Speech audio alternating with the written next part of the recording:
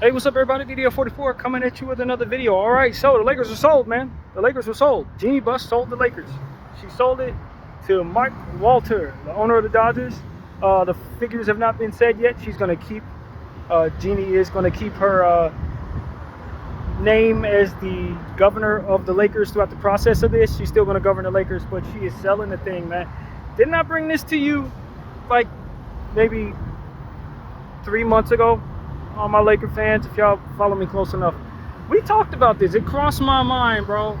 It crossed my mind because what you have right now is the greatest peak of value when you consider we got LeBron James on tab, you got Luka Doncic who just came in for half the price. That's like a great time to look for buyers if you're really considering what a franchise is worth. You got the Los Angeles Lakers, you got the Luka's whole thing, you got LeBron's whole thing. All of that comes together to just maybe, if anything, meet the peak of what the Laker value is going to be worth. And so my thinking was, and I don't know if somebody saw my video or not, my thinking was, why not look to sell now? Because if you sell now, you potentially reach the peak. Now, granted, maybe that's not the case because, of course, as we go forward, the NBA could bring in a significant amount more money and just overall raise the value of what these franchises are going to be worth in general. But when you consider the Laker brand and what it could be potentially worth just as a whole, if you're trying to maximize on what you think your peak is, it's likely right now when you got Luka and Bron's brand coupled with the Lakers as a fresh new collaboration. It's a perfect time to say, yo, buy this thing off me. Now, we'll know what the figures are soon, and that'll determine whether or not it was a great price that she got for it. And she's still keeping some of her shares, which I'd expected she would. But the majority amount, she did sell. And I would love to say I'm surprised, but I'm not. I think this is the right time to do it if you project that this is the peak of what the Lakers is going to be worth. Peak. Which I project it might be, at least for the immediate short term. If you're thinking about selling the team anyway within the next 10 years, this might be the most it will be worth for that time frame. And most importantly, you could be potentially taking on some significant losses once LeBron James retires. If Luka doesn't resign, you may never reach this peak again as it pertains to franchise value. So for me, this was the perfect time, if you intend to sell, to do so. And that's why I brought that to you guys a few weeks ago. And here we are. She did. She did. I think this means well for the Lakers. First of all, I don't think anybody's going to buy the Lakers with the intent to send them to San Diego or nothing like that. That would be the concern for most of us. If they would move the team or just be a bad owner. And given the fact that we already know this ownership because he owns the Dodgers, we've seen how they've been doing. Clearly, this is probably a good thing. And she's going to keep her title as governor. I don't know how much control she has over this. We've seen that whole thing with Dallas. But, you know, as to where Mark Cuban held governor for like 2 years and then eventually was not there at all. And so I'd imagine Jeanie's going to kind of have that same thing going on. It's just like a bridge to get fans used to new ownership without just leaving out entirely. Of course, it's the end of an era to a degree. But as long as the Buss family still owns some of the Lakers, I'd imagine they're still going to have some piece of the pie, so to speak. But their imprint, the Buss family imprint, it's officially the Walter team, man. This is his squad. He's going to get to do with it whatever he sees fit. He can take it into the future however he sees fit. And judging by how the Dodgers are doing, I feel pretty damn confident that we're in good hands. That's what comes to mind. You see how much he spent on them damn Dodgers. I say we're doing pretty good. And plus, I don't know of Walter, but if he can afford to buy 2 franchise teams as expensive as these 2 LA squads, he's probably big money. So it puts us in a much better financial position as ownership, because we know Jeanie Buss, wealthy for sure. There's a different type of wealth when you're talking about what new money's coming into the NBA and how difficult it is to keep a team going. Which is why I thought she might want to sell at a peak, because she is responsible for a family crest, and this is their main order of wealth. So for me, you could project forward the astronomical price tag of a Laker team 2045. But if it's going to cost you more and it's going to be difficult to maintain in between now and then, you could probably end up having to sell anyway, and it'll be at a lesser price than what it's worth right now. So that's why I thought, yo, this is peak time to probably start selling this is peak time. I would have did it too if I were in her shoes. I probably would have. I love the Lakers like crazy, but at the end of the day, it's a business. And if something's at its highest peak of what it's worth for what's realistic for your timeline and how you're going to be able to maintain it versus how, you know, how things are going to go, how long it's going to take before it reaches its peak. This is just how you do it. You sell it when everything's at its peak. And LeBron James leaving, half of that's going to be gone. If Luka doesn't resign, half of that's going to be gone. And then you're back to square one to where you still have a valuable franchise, but you would have missed an opportunity. So, I mean, I kind of see it the same way. And that's why I brought it to you guys in the way that I did. I don't know how many people saw that video, but yeah, I'm not surprised to see that she sold it this summer, right now, because this is, based on what my projections are, is the best time to do so within reason. And what I mean by reason is, if you got big money and you can afford to keep this thing upright for the next 20 years, then of course you're going to make more money if you hold on to it. But it's just like a house. If it takes more than you have in your budget to maintain it between now and then, you're probably going to have to sell it out of necessity before it reaches that price tag. Not the best thing for you. So that's what I'm projecting. This is just not the best thing for her to hold on to it. With all these big money dudes coming into the league, man. All these like super trillionaire type guys coming into the damn league. It's just impossible for somebody who's worth a couple billion to maintain in an environment where you got Ballmer in place, and you know that dude in Phoenix in place doing all types of weird stuff with super money, and all these other people that are coming in with super money. You know, it's just not a mom and pop business anymore. It's really not. And while in our world, being worth $1.7 billion is crazy, in that world, it's becoming a situation where you need to be worth more to maintain what you have. Could you help me with some money? I'm sorry, brother. And so that's really what it comes down to. In our world, that's worthy money forever. If you can sell this team for $3 billion or whatever she sold it for, chances are you feel great that that's the best price for it for the next probably 7, 8, 10 years or whatever it's going to be. So yeah, I'm not surprised. I'm not surprised. The cost of doing business is going up dramatically, and if you can sell your team at peak value when you're one of the less wealthy owners, it makes sense to do so. That's really what it comes down to. So I'm not surprised, and I feel good. Congratulations to the Buss family. You know, this is what it's all about.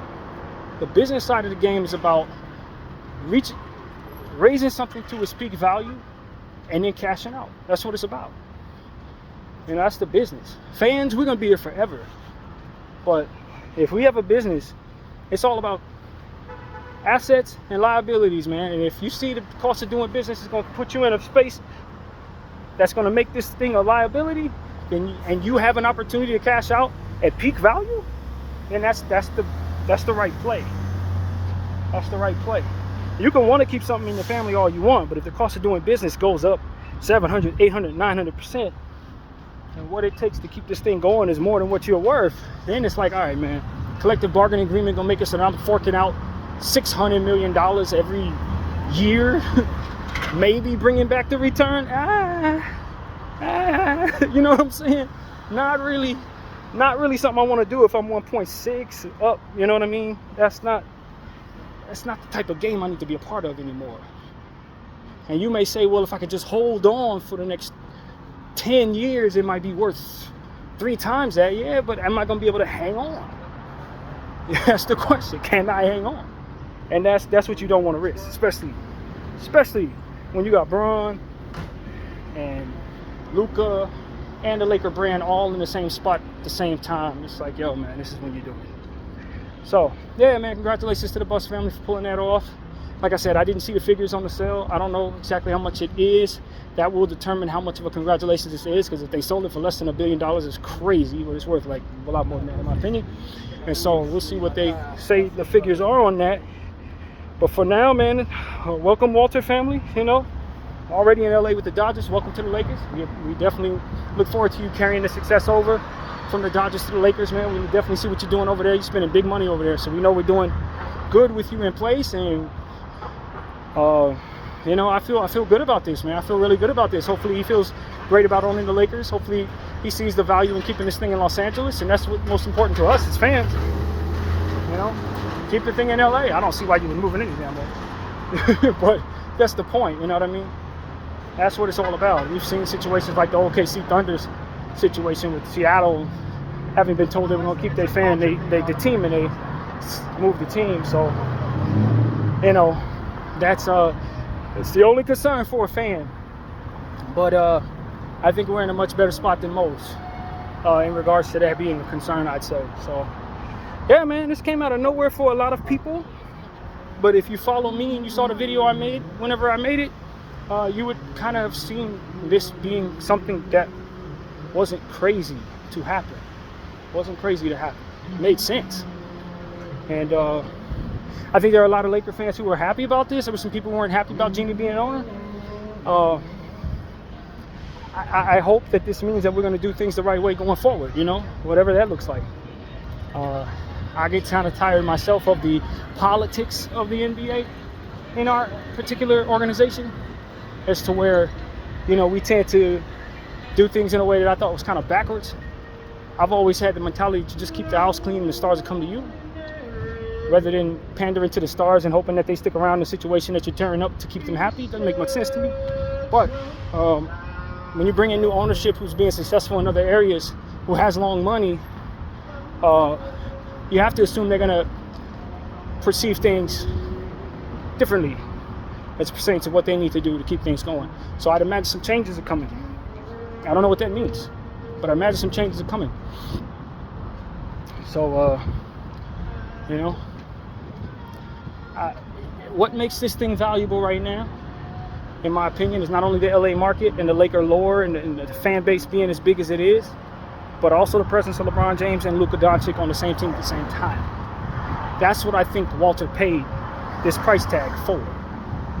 So I don't perceive he's going to be trying to run LeBron out of town or not want to pay Luka. I don't see that either one of those things being a possibility. Ultimately, that's what I'm saying to you guys. I don't think he's going to want to come in and change that. If anything, you want to kind of build upon that. But as far as his interest in seeing LeBron James retire in a uniform versus, you know, other avenues that may prolong the opportunity for him to continue to build, I don't know if he's going to see it the same way that Jeanie did. I don't know. But I know the need to hold on to LeBron for the sake of the bottom dollar, I don't think it's the same when you bring in a different owner with more money. I don't think it's required that you keep LeBron James in place in order for that owner to feel like this is a good investment for himself, or that he can maintain the operations of keeping the team where it needs to be. I don't think that you have that being the same priority list, so to speak. But to each his own, who knows? But I will say that the likelihood that we're moving on from LeBron James becomes a bit increased with new ownership. I will say that. How soon? I don't know.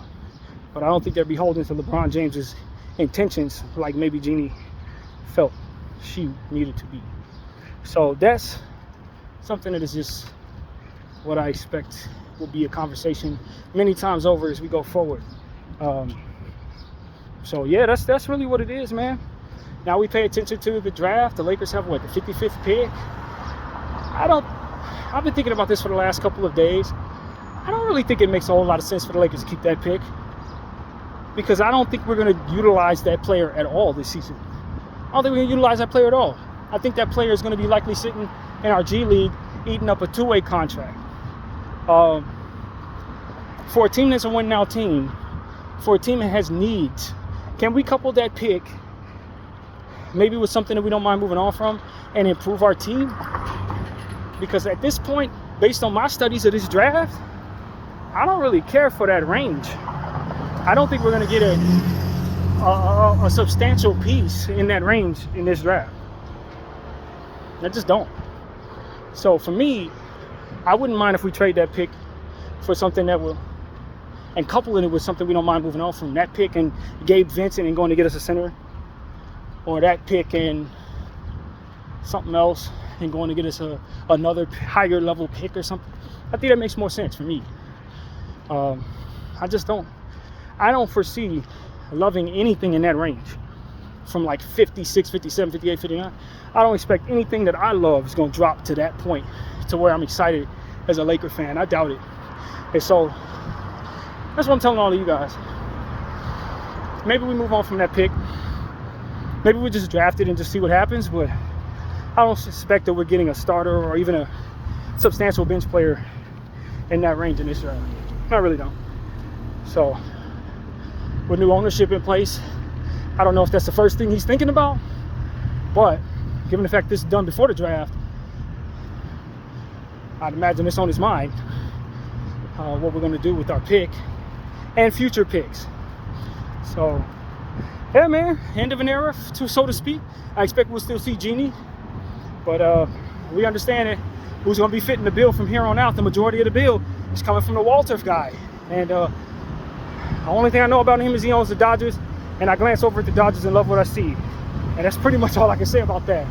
Video 44, I thank you all for watching, and I'm out.